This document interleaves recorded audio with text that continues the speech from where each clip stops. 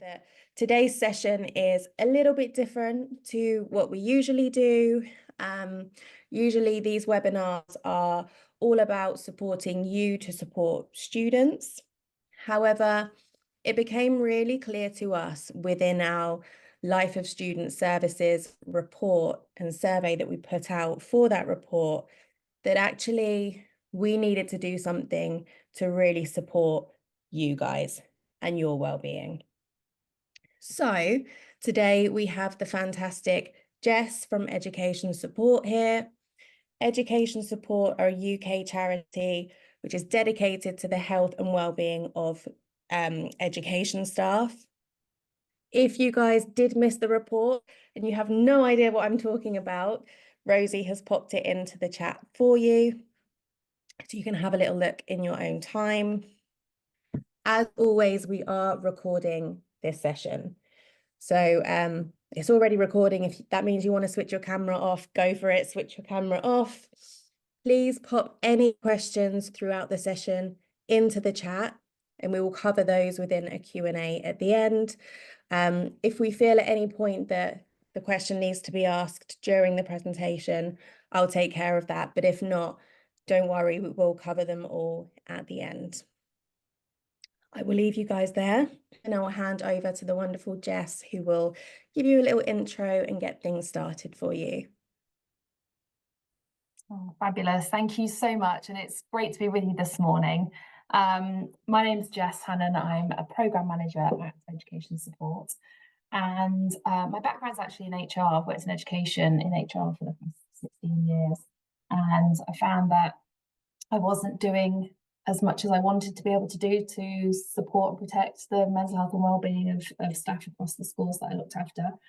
And so I made the move to transition over to Education Support to actually focus all my attention on supporting you guys out there in terms of your mental health and wellbeing, because it is so important. So this session, as Rihanna was saying, is about you, and that is great. So I just want you to just take this moment, this next 45 minutes to an hour, to really focus on yourself. And I recognise that you will be showing up in a number of different ways this morning. Whether you are already feeling signs of stress, I know this is an incredibly busy period of time for you. You may be feeling okay. You may be, feeling very motivated and energized. You might not. So however you're showing up is fine. But just take as much as you can from this session, because the things that I'll be presenting to you are things that will help you manage your workload and the stress that comes with that, and help you have a look at sort of your work-life balance. And we'll also, I've added a little bit at the end about boundaries and how to kind of communicate with your colleagues or with friends and family or with your line manager about how you're feeling and what things you need to put in place to protect your own mental health and well-being. So please engage as much as you want. Behind the camera is fine. I'm not going to put anybody on the spot. So yeah, just sit back and take it all in. And I encourage you to think about how you can take some of these things forward, because the change happens with you guys today. That being said, in terms of this session is all about you and all about your well-being, I also recognise that people show up with different feelings towards well-being. And I've certainly been delivering on wellbeing for a number of years now, and I do tend to see a couple of eye rolls, or what's a bit of meditation or yoga or drinking water or sleeping going to help? And I recognise that. I recognise that actually, there's more that we need to be aware of in terms of the things that impact mental health and wellbeing. So there's things that we can do. So we will be looking at that individual level, because this is about what you can do for yourself. But it's important to recognise that actually no amount of yoga, meditation, breathing, whatever it is, will help if the workplace you're working in is tricky, or the system is continuing to throw stuff at you, or restrict resources, or whatever that might be. So I understand that it could be, you might be thinking, yeah, well, it's all very well you telling me what I can do, but what about my workplace situation, or what about government situation, finance situation, whatever that might be. So it's important to recognise it, but changes within systems and changes at workplace level can take some time. So this session is really about giving you some tools and techniques to help you now as we hope and try to make change in workplace and at system level. So I just wanted to acknowledge that, Pilly. Okay, so stress. So I know that you guys are there, are the people that are there for your students, or you manage the people that are providing support to students. And I understand from the report that things are tough. And you're facing, your day being taken up with students and potentially bringing their own sort of mental health and wellbeing issues, which then impact you as well. You might be racing through your days a million miles an hour with continued workload pressures. You might be feeling, demotivated, low, dejected, exhausted, and you may not. But stress is one of those things that can appear for different people in different ways. And it also can be felt in different ways as well. So we're going to explore a little bit about what stress is, and look at what some of the triggers are and what are the difference between stress and sort of stressors and how to recognize those. So what do we know about stress already? It is a state of worry or mental tension caused by difficult situations. So that could be workload. It's also natural. It's natural to feel a stress feeling. It's a natural human instinct. It was designed to help us in that kind of moment of challenge, and it in the flight, freeze response.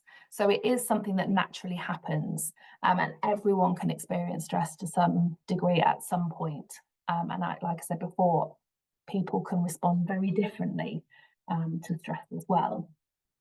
And it's different to pressure. Pressure are things that are felt for a moment, and they can help us, they can really motivate us to get like a task done, or come up to a bit of a deadline.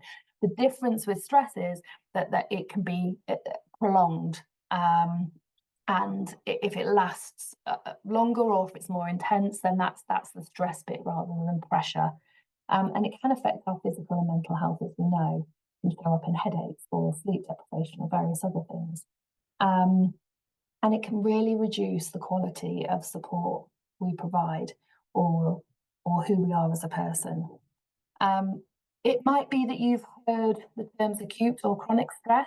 Health practitioners might talk about that. Acute stress is something that is related to an incident, for example, something that happens in the, if an event occurs, an unexpected event, you can feel, bereavement, for example, that can lead to acute stress. And chronic stress is the one that lasts a lot longer, and it might come and go. But and you might feel that if you're in a difficult day-to-day situation, or experiencing poverty or excessive workloads, for example, whatever that might be. So I'm not going to pick on anyone to answer the questions, but I want you to have some reflective time throughout this as well, because it's all very well me sort of talking at you, but it's important to kind of think about how this actually lands for you. So I'm just going to take a little moment just to pause to ask you to think about what stress means for you. What are some examples of stress that you face? If you've got something to write down, then feel free to scribble away. Sometimes that helps, but just take just a micro moment just to think about what stress means for you and what examples of stress you're facing right now.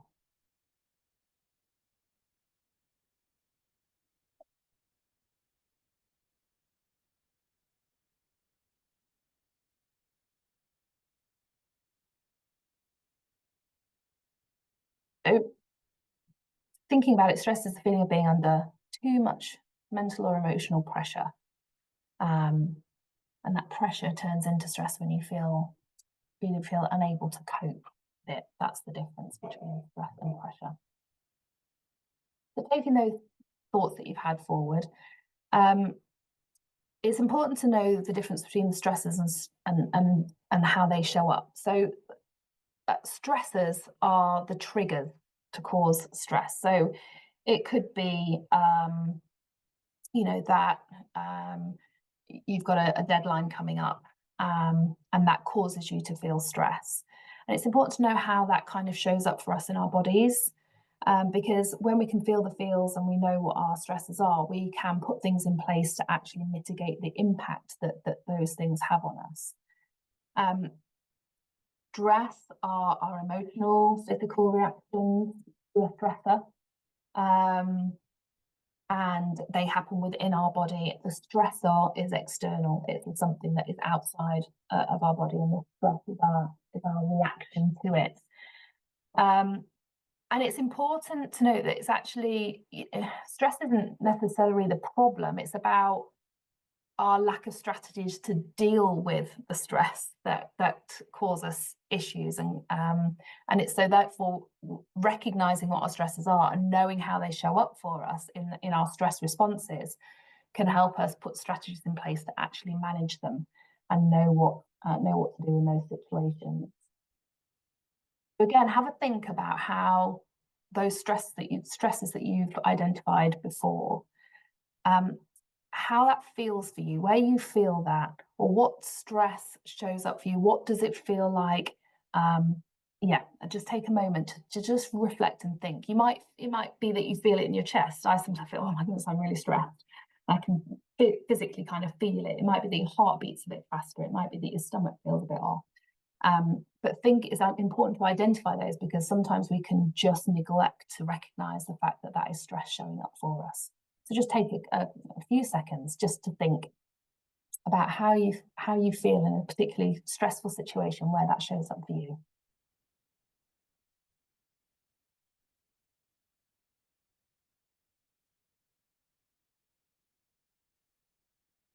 It might be breathing, it might be sweaty palms, it might be your shoulders all tense, I think. So just recognizing that is stress in our body. And if we stay with that stress, that causes real physical issues as well as mental issues. We need to complete the stress cycle. We need to come through that stress cycle to be able to move forward and not have the impact, physical and mental impacts of our stress on long term. And to demonstrate this, this is a stress cycle that was created by doctors Emily and Amelia Nagoski. And basically what is happening is we face a danger or a perceived danger, and our body gets into action. So if you think about prehistoric times when cavemen would see a lion, it's that it triggers that kind of, right, there is a danger, I need to do something. So your nervous system gets ready to respond to that danger. What's going on there is that lots of hormones and chemicals are moving around our body. The cortisol hormone is increased, and that allows us to cut off the kind of think mechanism and puts us into act. So it puts us into that flight, fight, freeze position where we can actually do something about the stress situation or the danger situation. And once that's happened, once we've fled, or we've fought, or we've defrosted, your body can move into that kind of, okay, you feel safe. But interestingly, we don't always move back into the you are safe. And they've identified, and I'll talk through them in a moment, they've identified some strategies to actually get you through to the you are safe, that tells your brain, I can relax. And they talk about it in a fantastic way. They use a story about, it's not a real story, I mean, I suppose it could be, but it's imagine being chased by a hippo. And whilst hippos are fast, they don't have much stamina. So you can absolutely, in this story, outrun a hippo. So you're running, you see the danger, the hippo's chasing after you. You don't decide to fight it because you ain't going to win. Freezing, you're going to die. So you might as well run. So you're running and you can see a house and you think, like, yes, I can outrun this hippo. I can get to this house. And you get in the door and you shut the door behind you, and a very frustrated hippo sits back on you and walks back to its mud patch, and you're safe. So you've seen the danger, you've run, and you feel safe. But what Dr. Nagase is saying is that actually you're still having all the cortisol, all the adrenaline running around in your body. And until you do something to close off that stress cycle, complete that stress cycle, that stew is going to just keep going in your body. And that causes some really long-term health issues and impact on your heart, as well as the mental impacts as well. So they have come up with 7 strategies. My slide's moving on. Yeah, to complete the stress cycle. The hippo going is not the end of the story. Thinking about, you get into that house, you might burst into tears at sheer relief or fear.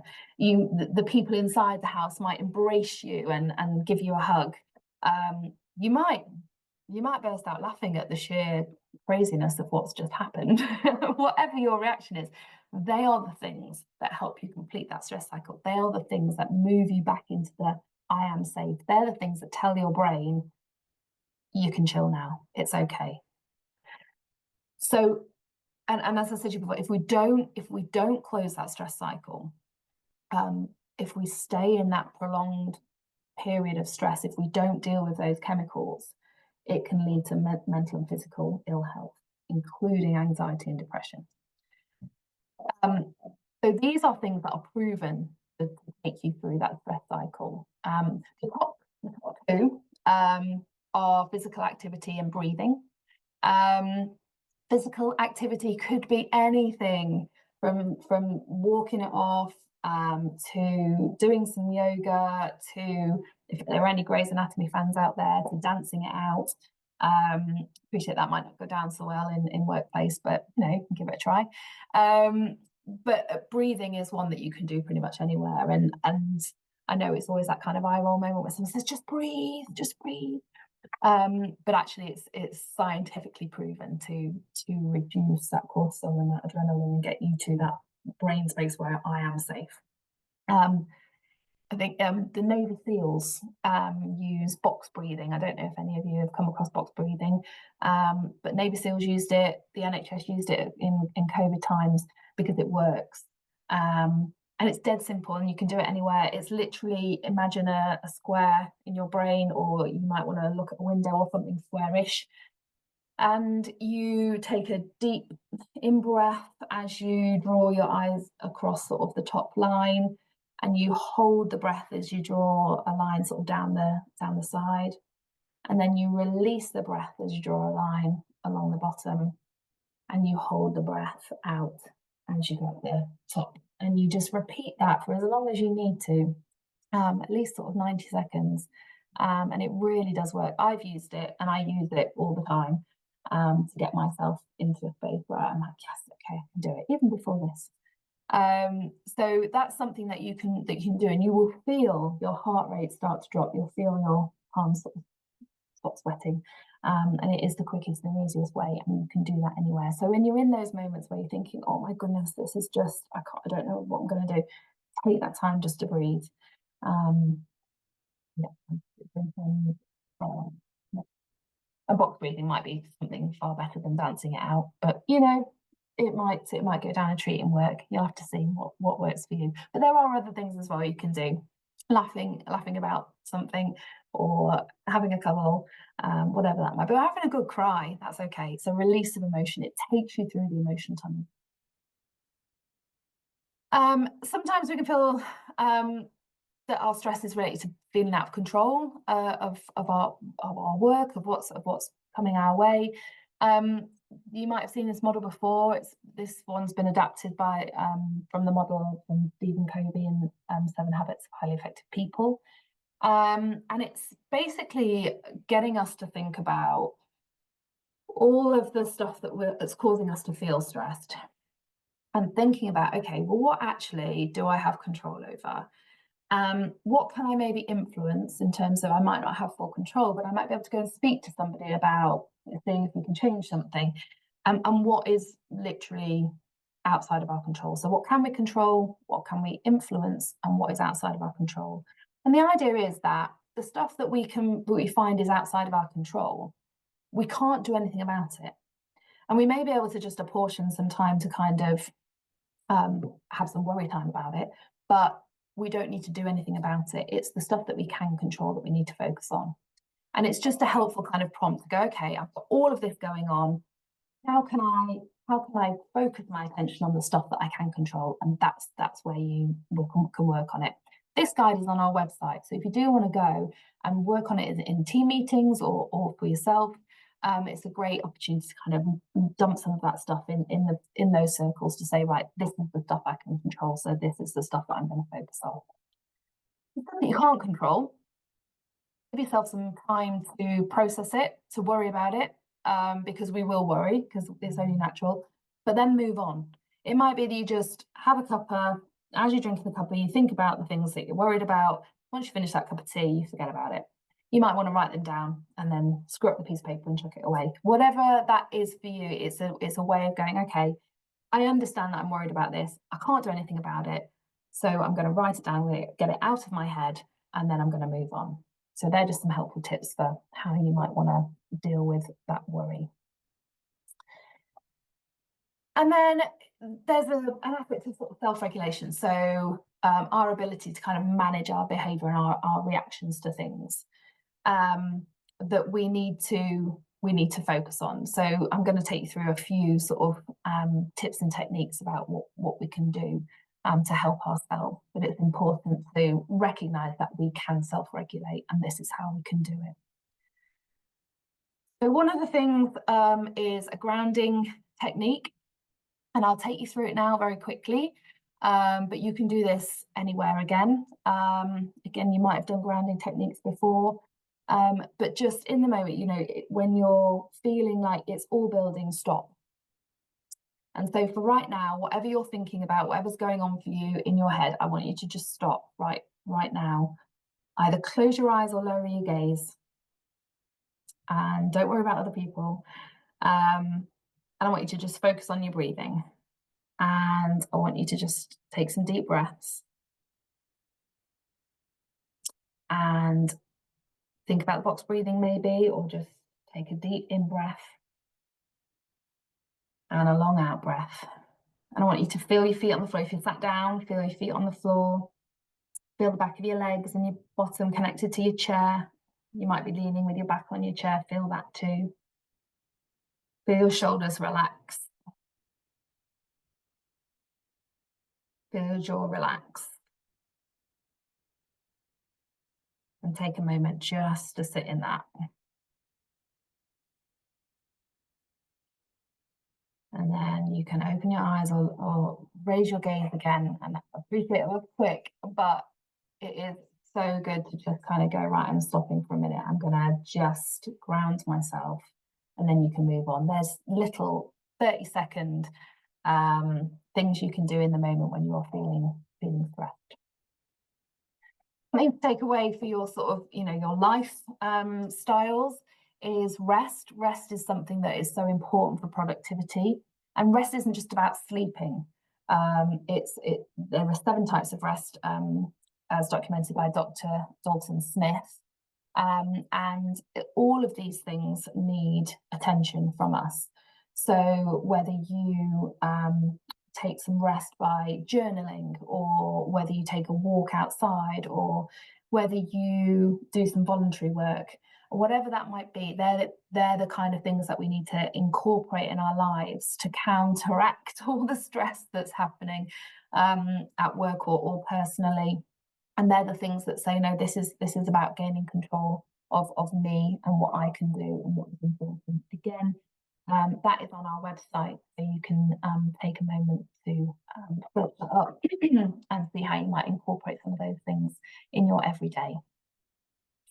And again, something you might want to do is a bit of a wellbeing window where you can think about, okay, what can I do in 30 seconds or 3 minutes or 30 minutes to actually transition from all that's going on into just calm and reduce some of that cortisol and adrenaline that's rushing around. It might be that you want to take the dog for a walk. It might be that you want to call a friend.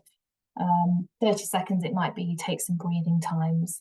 3 minutes, it might be that you do some drawing or some journaling. But again, these are just things you can kind of pick on when you're kind of going, right, okay, yeah, I can feel those stress symptoms. I'm going to just journal for a minute or two, or I'm just going to sit and do some breathing. There are things that you can do in work and things you can do outside of work as well. Just looking now at work-life balance, or life-work balance, or managing your energy, whatever that might look like for you. We know that excessive workloads have an impact on our mental health and well-being. We understand that. And it might be that we just don't have the strategies to sort of deal with work-life balance. But it's important to kind of acknowledge that if we don't, then it has an impact on our health. We'll see exhaustion, we'll see increased sickness, we'll see lack of sleep or disrupted sleep. We'll see that we're not showing up for our friends and family in the way that we want to, and we might be withdrawing. So it's important that we do have strategies and techniques in place to manage that work-life balance.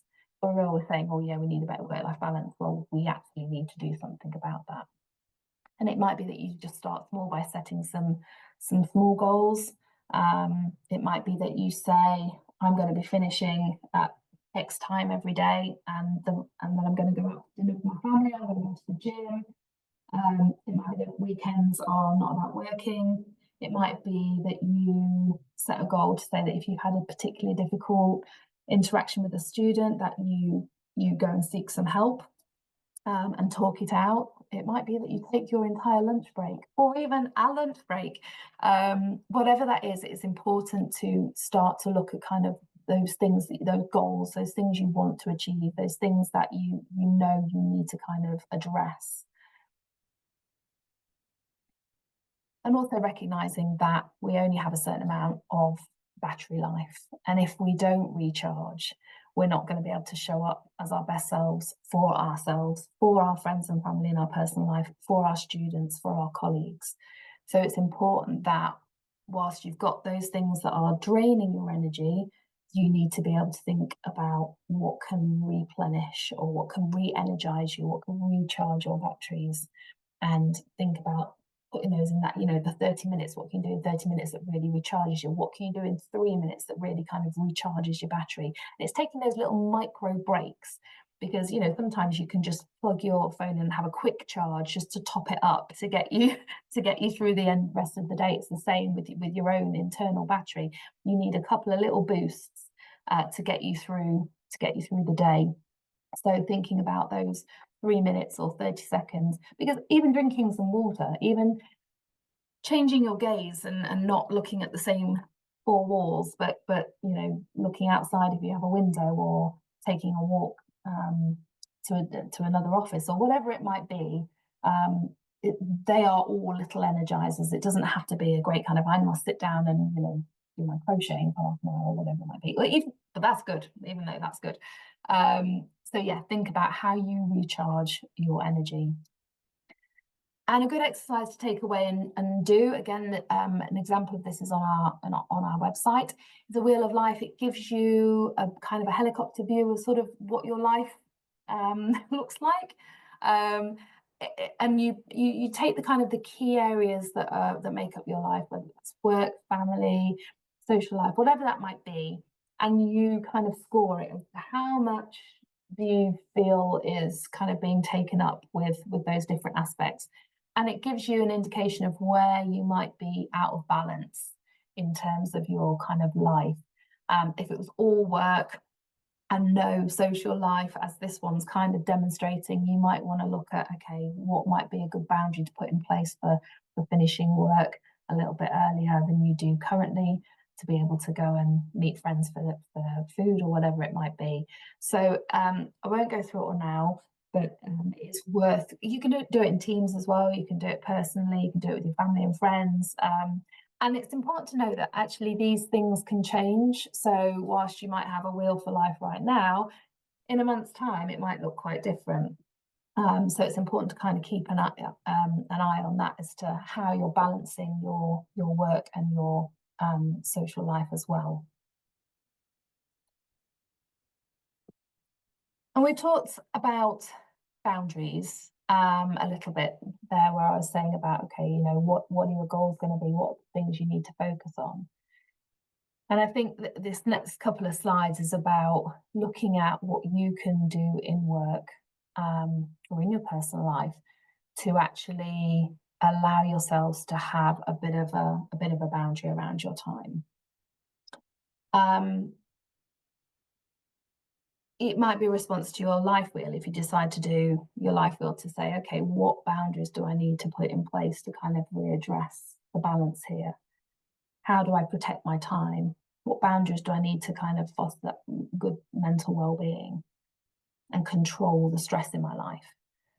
So healthy boundaries are the limits you place around your energy, your time, your emotions, your physical body, your mental health, to stay resilient, solid and content with who you are. And it goes without saying that if you can manage that, then you'll be able to show up far better for your friends, for your family, for work. And they need to be communicated to people as well. So once you've understood what your boundaries are, it's important to tell people, which is not always easy. I know that. And neither is sticking to a boundary when you know we want to do right by our students. We want to be helpful at work. We want to be the person that's saying yes to things socially. And sometimes, you know, we can't do all of that. Putting boundaries in place also doesn't mean that you're saying no all the time. And that you can never do anything for anybody, you know, or anything like that. It's just being protective and having some control over your time and being mindful about what you say yes to and being realistic about what you're saying yes to.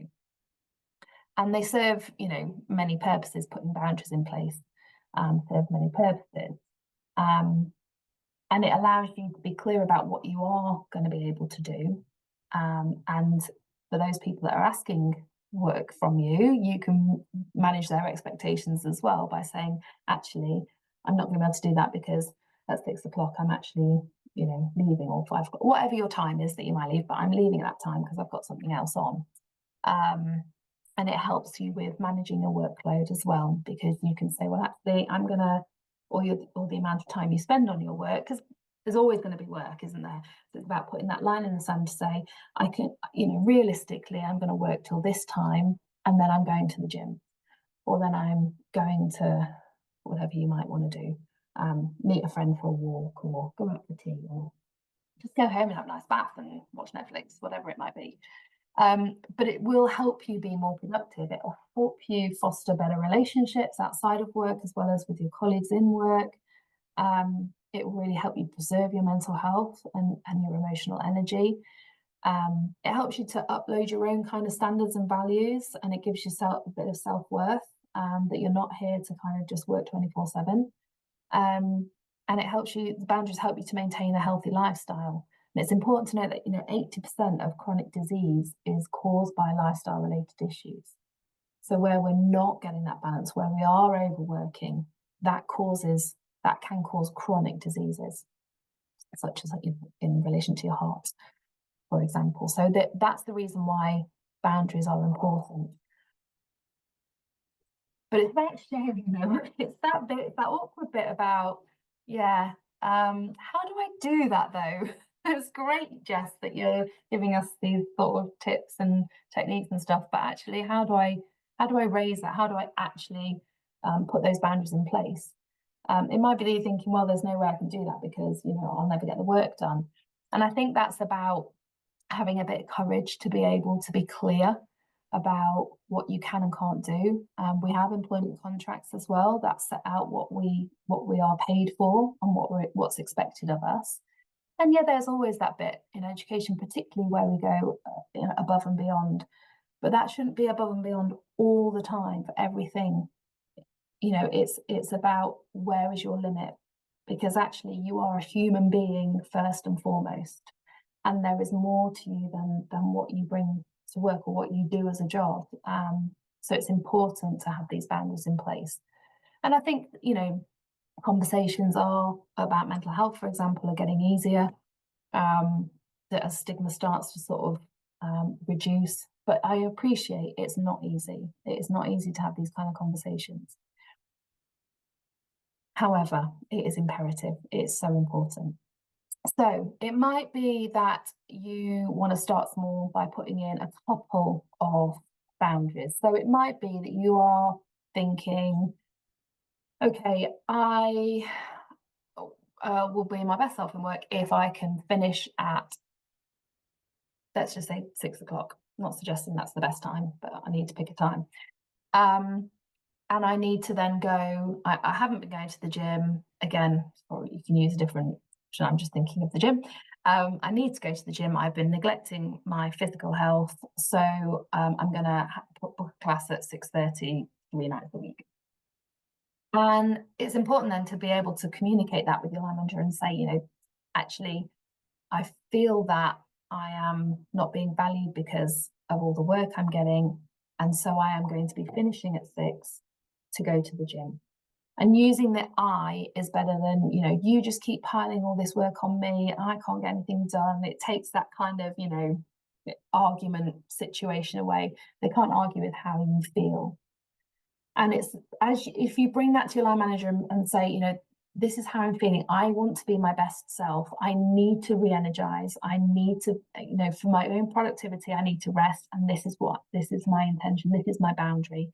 I will be leaving at 6 o'clock. So communicate that. Think though, be prepared as you're when you're setting up this meeting, be prepared for pushback. It might be that this probably will be the first time that your line manager or your colleagues are hearing this. And it might be that they might challenge that. It might throw up some issues for them about their own boundaries as well. And, if you're doing it, that, why should you get to do it and not me? But that's their issue, not yours. It's important that you have to think about some of those pushbacks and maybe think about some of the solutions as well. So it might be that, one of the boundaries you want to bring is that you will be taking a lunch break. An expected pushback could be, but what happens if something comes up over lunch? So you might have a solution that's something like, we could go on a rota system for a kind of call out, over lunch if somebody needs something, and then they get their lunch at a different time. But you're also contractually entitled to a lunch break if you have a look through your contract of employment. So you're not asking for something above and beyond. But think about how you put that and the fact that you might want it's helpful to bring a solution as well, and look for compromise when you're having that conversation. They may say, well, that might not work, but this might, and that might be okay. It may be that as you go through those conversations, you're starting to feel a little bit stressed, and it's remembering what we've talked about in terms of the breathing and the pausing to just collect yourself. Don't kind of get into confrontation. Just take a moment thinking about where you're coming from. It might be that you can say, I'm feeling exhausted. I'm feeling unable to be my best self because I'm not getting a break. Again, they can't argue with those kinds of statements if that is how you're feeling. Just recognise that emotions might be heightened. So that's when you use those pauses. That's when you use that breath just to take a moment and say how you feel in that moment. If you need to, just say, I just need to take a moment. I just need to refocus. I just need to breathe. That's perfectly okay. And yes, in terms of having compromise discussions, that's fine. You might want to write it down. You might want to go away and reflect on it. You might want to have some support in the meeting. Also, you might feel that you can go, oh, actually, okay, maybe I don't need all my lunch breaks. Maybe I could just work half my lunch break. Be consistent. If that's the thing that you've identified that is going to help you show up as a better person, both professionally and personally, stick to it. That's what boundaries are for. If you think about what a boundary is in physical terms, it's like a fence around a garden. It doesn't move, it's always there, and people know that it's always there. So it's important to really be consistent with that. But compassion at the same time, understanding that this may be difficult for management, it is a change, but that you need that boundary to remain in place. And having a strong sense of your boundaries will help you set them and stick to them. And the more people you tell about them, they can be understanding and appreciative of knowing what those boundaries are. Again, remembering if you're clear about it, that is really helpful. If you're unclear, people don't know, and then that's where the issues come up. It may be that your boundaries change as well. It may be that you can recognise that for a short period of time, it might be that you need to do some particular work over a lunch, but it's a set time, and that's important to acknowledge. And it might be that as you move forward, you might want to flex those boundaries in terms of actually, you've got your lunch sorted now. It might be a different boundary that you need to focus on. If you are struggling to have the conversations at work, seek support, get someone to help you have those conversations, and think about what your kind of working rights are. And if you're operating with them, it shouldn't be an issue with you kind of sticking to those boundaries. And it does feel awkward. It might be that afterwards you do need to step out of that meeting and do some of those things that we've talked about, do some breathing, go for a walk, whatever that might be. But it's important to have those conversations with line managers so that they're aware. Okay, before we come into sort of question and answer time, I just want you to take a moment or two for a bit of reflection. I know I've literally just thrown a whole load of stuff at you. Some of it might be new, some of it might be stuff that you've already heard before. But think about, so what's next for you? Have a think, write anything down, or have a think about kind of what's your fresh thinking on some of the stuff that you've maybe heard already. What's kind of impacting you in terms of something that's actually causing you to think, oh yeah, I keep hearing this, so maybe I need to do something about it. What's your fresh thinking on workload management or energy management or self-regulation? What boundaries might you be thinking you might want to put in place? So just take a couple of minutes just to reflect on what you've heard over the past sort of 45 minutes and think, okay, so what? What does that mean for me? What am I going to do next? And I'll go quiet for a moment. I might just interject with some thoughts, but just take that moment now. This is your action plan. This is about you. This is about what you are going to take control of, what you have control over. Might be that you think, I might need to get some support from someone or somewhere as an action. Might be that you want to commit to, okay, in those moments when we're at like full speed, what technique can I use to just give myself those micro breaks? Might be breathing, might be dancing it out. Might be that you want to try the Wellbeing wheel, the life wheel of life, whatever it's called. To just really kind of understand where your energies are going and how to readdress that balance. So just think, an action, a fresh thought.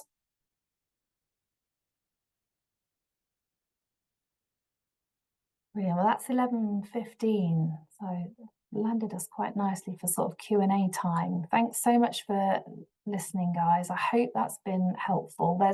I think with this kind of topic, there's so much we could be talking about, but I wanted to give you a breadth sort of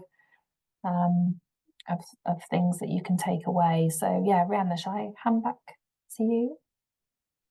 Yeah, absolutely. Thank you so much, Jess, for that. That was brilliant.